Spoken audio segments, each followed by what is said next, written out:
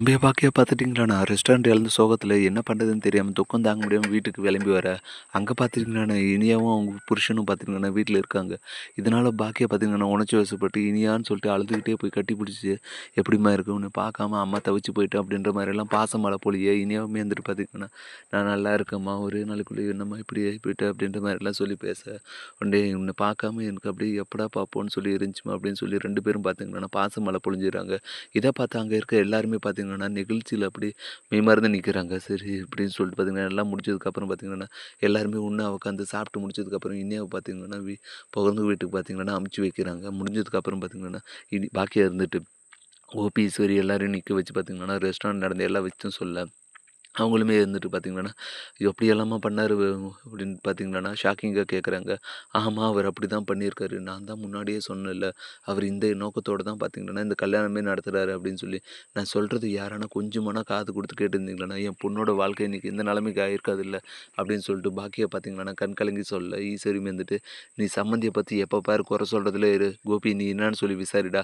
அவ இப்படிதான் ஏதான ஒண்ணு சொல்லி நம்மள குழப்பிட்டே இருப்பா." அப்படின்னு சொல்ல, சரின்னு சொல்லிட்டு நான் விசாரிக்கிறேம்மான்னு சொல்லிட்டு கோபி பார்த்துட்டீங்கன்னா, சுதாகருக்கு கால் பண்ணி கேட்க, ஒரு சுதாகருமே இருந்துட்டு பார்த்தீங்கன்னா, "என்ன கோபி பேசிட்டு இருக்கீங்க? பாக்கி சொல்றதெல்லாம் உண்மைதான். அந்த ரெஸ்டாரண்ட்ட வந்து நீங்க இனியாவுக்கு கிஃப்ட் பண்ண தானே சொன்னீங்க.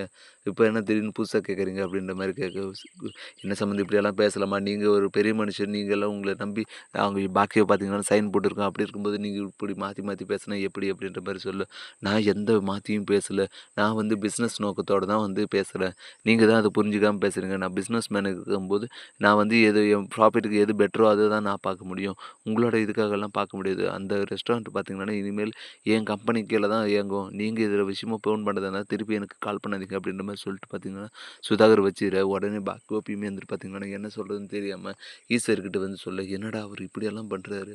அப்போ பாக்கியா சொன்னது தான் உண்மையா இருக்குமோ?" அப்படின்னு சொல்ல, உடனே பாக்கியாவுமே இந்த ஆத்திரம் தாங்க முடியாம பார்த்தீங்கன்னா, "நான் தான் அப்பவே சொன்னேன்ல, அவரு எந்த நோக்கத்தோட தான் வந்துட்டு நம்ம இனியா வந்து கல்யாணம் பண்ணியிருக்காரு. நான் தான் சொன்னத நீங்க யாருமே காது குடுத்து கேட்கல.